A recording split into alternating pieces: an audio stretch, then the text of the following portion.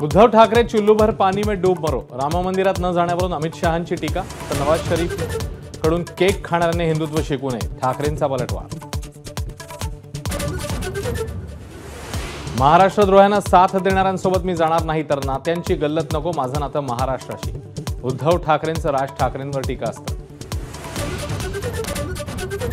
मुख्यमंत्री कोण होणार हे संख्याबळ आणि स्ट्राइक रेटवर ठरणार नाही, तर महायुतीचे नेते निकालानंतर निर्णय घेतील, एबीपी माझाच्या विशेष मुलाखतीत फडणवीसांचं वक्तव्य।